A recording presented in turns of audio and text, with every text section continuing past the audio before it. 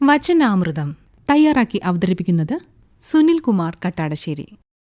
അങ്ങ് ദൂരെ ഒരു മിനാരത്തിൽ പാറിപ്പറക്കുന്ന കൊടിയടയാളം നോക്കി 3 ബുദ്ധശിഷ്യന്മാർ തർക്കിക്കുകയായിരുന്നു. നോക്കൂ, കാറ്റിൽ ആ കൊടിയടയാളം പാറിപ്പറക്കുന്നത് കാണാൻ എന്ത് സുഖമാണല്ലേ എന്ന് ഒന്നാമൻ ചോദിച്ചു കഴിഞ്ഞതും രണ്ടാമൻ്റെ പ്രസ്താവന വന്നതും പെട്ടെന്നായിരുന്നു. രണ്ടാമൻ ഇങ്ങനെയാണ് പറഞ്ഞത്: ശരിക്കും കൊടിയടയാളമല്ലല്ലോ, കാറ്റല്ലേ ഇളകിക്കൊണ്ടിരിക്കുന്നത്. പക്ഷേ ഇതിൽ നിന്നൊക്കെ വിഭിന്നമായിരുന്നു മൂന്നാമൻ്റെ മൊഴി.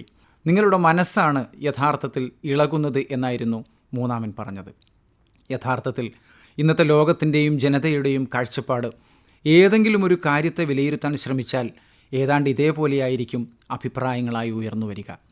അന്നന്നത്തെ ജീവനോപാധികൾക്കായി പാടുപെടുന്ന സാധാരണക്കാരുടെ ഒരു ലോകത്ത് തത്വോപദേശങ്ങളേക്കാൾ ആവശ്യം നേർവഴി തെളിയാനുള്ള പ്രകാശനാളങ്ങളാണ്. പ്രായം പലതും ഉപേക്ഷിക്കാൻ നമ്മെ പ്രേരിപ്പിക്കും. അതുകൊണ്ടാണല്ലോ എത്രയോ പ്രായമുള്ളവർ പൊതുവഴികളിൽ ഉപേക്ഷിക്കപ്പെടുന്നത്. ഒന്നിനും വയ്യെന്ന തോന്നൽ എല്ലാ പ്രതിരോധങ്ങളിൽ നിന്നും നമ്മെ സ്വയം പിന്നോട്ട് നടത്തുകയാവാം. അവനവൻ്റെ അവസാനങ്ങളിലും അത്തരമൊരവസ്ഥ വരാനുണ്ട് എന്ന ചിന്ത ആരെയും അലട്ടുന്നില്ല എന്നതാണ് സത്യം. അതുകൊണ്ടാണല്ലോ നാം നേരത്തെ കണ്ട ഒരേ കാഴ്ചയുടെ 3 അഭിപ്രായങ്ങൾ നമ്മെയും അസ്വസ്ഥമാക്കുന്നത്. ചരിത്രം ആവർത്തിക്കുന്ന എത്രയോ ദയനീയമായ കഥയുടെ ആത്മകഥകൾ നമുക്കിപ്പോഴും കേൾക്കാനാവും.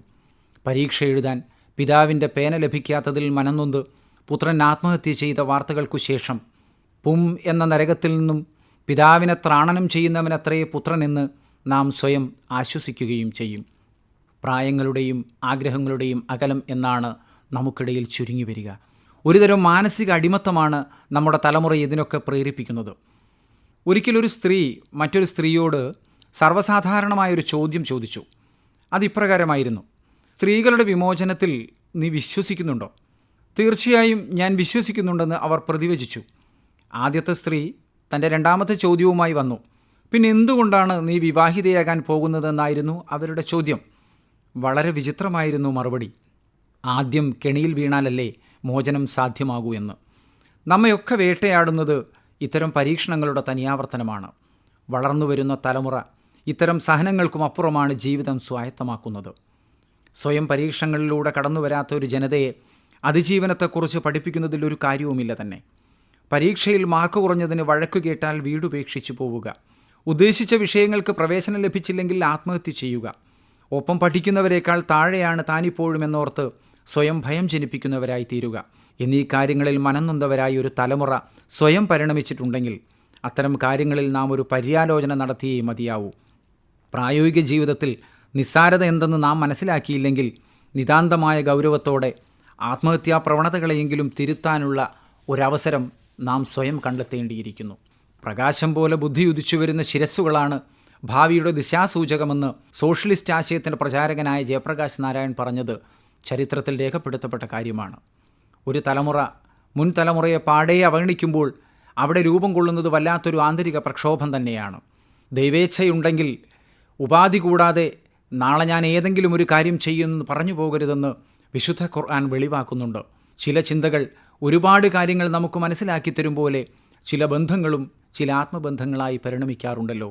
മരിക്കുന്നതിനു മുമ്പ് മറ്റു ചിലരെ പുഞ്ചിരിക്കാൻ പ്രേരിപ്പിക്കുക എന്നുള്ള പ്രസിദ്ധ വചനം നമുക്ക് മുൻപിൽ ഉപേക്ഷിച്ചു പോയ മദർ തെരേസ തൻ്റെ ജീവിത ദൗത്യമായി മനുഷ്യസേവനം സ്വീകരിച്ചതു തന്നെ തന്നിലൂടെ ഒരാളെങ്കിൽ ഒരാളെന്ന അവരുടെ പ്രാർത്ഥനയുടെ ധാർമ്മികത ഒന്നുകൊണ്ട് മാത്രമാണ്.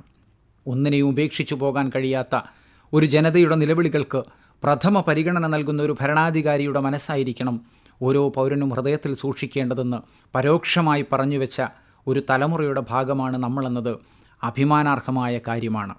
ആ അഭിമാനം പകർന്നു നൽകുകയും നിലനിർത്തുകയുമാവണം വർത്തമാനകാലത്തിൻ്റെ കടമ എന്നുകൂടി നാം ഓർമ്മയിൽ വയ്ക്കുന്നത് നന്നാവും.